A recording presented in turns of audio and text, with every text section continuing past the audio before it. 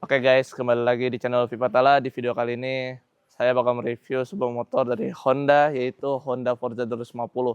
Berbeda dari saingannya yang merupakan CKD, ini CBU. Yes, ini CBU, jadi harganya pada saat itu kalau nggak salah selisih 10 jutaan lah. Jadi Honda Forza tahun 2018 ya, ini bukan yang new. Kalau yang new kan harganya 90-an, tapi itu pun dari X-Max yang sekarang cukup jauh harganya karena dia CBU. Jadi untuk spesifikasi mesinnya ini, dan ini 250 cc, berapa silinder ya? Ya nanti kita tampilin kayak CBR kemarin ya. Ini motornya kondisi bagus, gak ada minus sih. Mungkin dibilang gak ada minus juga enggak, tapi dibilang apa kurang tuh nggak ada. Jadi untuk ukuran tahun segini dia tergolong masih bagus. Oke, kita pertama ngomongin tentang warnanya ini nggak seperti umumnya ya. Umumnya kan warna Forza itu putih atau enggak merah atau enggak silver. Ya lebih umum merah, lebih umum silver atau enggak putih. Kalau ini dia black mid namanya. Kalau nggak salah kemarin dibilang gitu. Terus juga dia di bagian di bawahnya sini dia masih bersih ya, karena katanya sih pemiliknya jarang make, jadi masih sangat terawat ya. Terus juga yang saya kaget tuh suara mesinnya ini halus banget. Bahkan menurut saya mungkin karena saya motor yang PCX itu udah di main kirian jadinya agak berisik ya. Kita coba nyalain ya. Ini kita coba nyalain suaranya.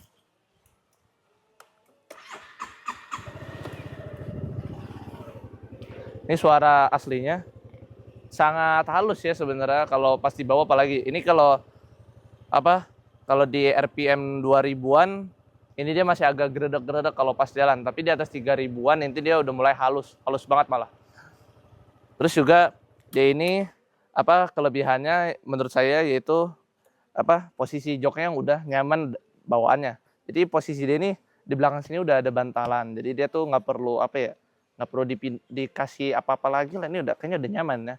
Kecuali mungkin menurut saya suspensinya ini tergolong kaku dan agak keras, jadi stiff lah. Cuma kalau buat kenyamanan di belakang kurang. Jadi mau nggak mau mungkin kedepannya kita bakal pikirkan lagi terkait pergantian suspensi.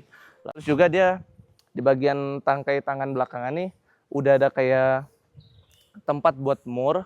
Jadi kalau semisal mau naruh box atau apapun itu bisa ditaruh di sini tanpa perlu tanpa perlu dicopot-copot lagi lah tangkai ininya.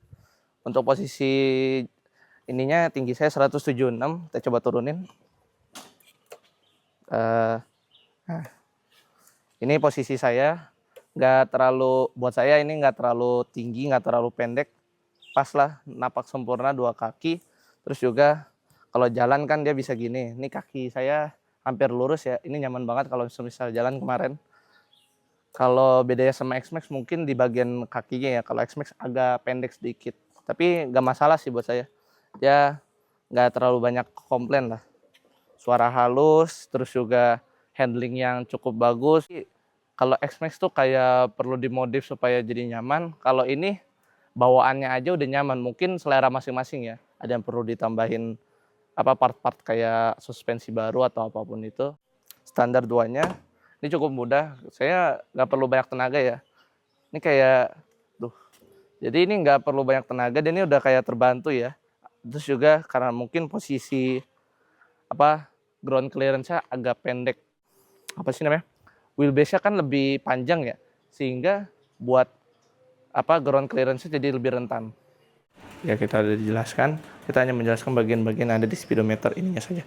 Jadi bagian-bagiannya pertama ada buat high beam, tapi kerennya di sini dia pasnya ini masih kelihatan loh. Biasanya kalau yang udah 2018 pemakaian udah cukup lama kan, itu dia biasanya udah nggak kelihatan lagi nih pasnya. Ini masih kelihatan. High beam buat windshield, terus juga di sini ada buat traction control. Buat traction control dimatiin atau nggak dimatiin dah itu. Terus di sini info A nih nanti kita bakal coba buat ke speedometer juga, sen, terus info B, idlingnya, terus hazard dan idling ini buat ininya, terus ini idlingnya, terus di sini kuncinya ini buat ininya pun masih masih enak tuh. Kita coba nyalain ya. Ini kilometer masih 5.000. Terus juga apa? Nah, ini yang tadi saya bilang, kita coba ke ininya. Nah, ini dia masih berfungsi dengan baik ya. Terus juga info A itu buat yang ini. Info A buat yang atas. Nah, average-nya, elapse-nya.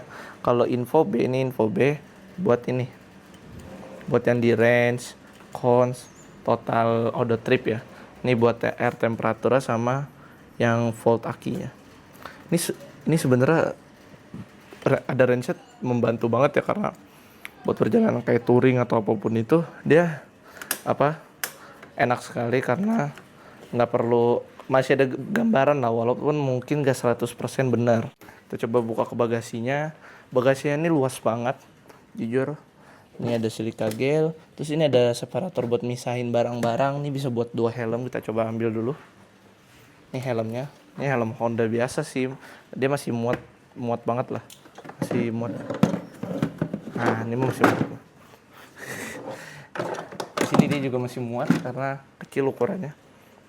Nah, ini emang bagasinya gede banget. Cuma mungkin kalau full face, ini kayak masih kurang bisa, jadi full face cuma cukup di sini. Terus di sini ada toolkitnya. Toolkitnya ini lengkap banget ya. Kayak udah nggak perlu diinin lagi. Udah itu doang. Coba kita iniin, tapi di lampu hazard. Kalian bisa lihat ini lampunya masih LED, terus juga lampu ini juga masih bagus. Kita coba ke belakang ya. Ini lampunya kalau misalnya ini masih bagus banget sih. Ini lampu nggak perlu di apa-apain lagi juga masih bagus. Rem bawaan dari Honda ini udah tergolong enak ya, karena dia pakai Nissin. Jadi saya pas ada PCX juga pakai Nissin, enak sih, nyaman. Dan dia juga pada saat pakai Nissin juga tergolong nyaman sih, kayaknya nggak perlu ganti lagi ya. Terus posisi ring ban belakang nih berbeda dengan yang depan pastinya ya.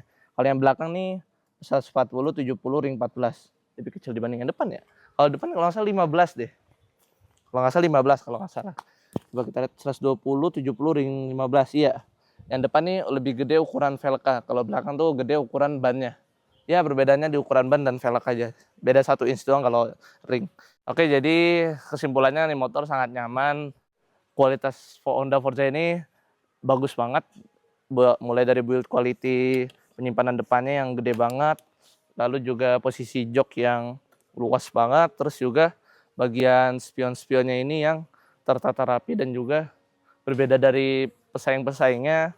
Ini tergolong nyaman sih buat saya. Ukuran tangkinya ukuran tangkinya 2018 itu 11 liter.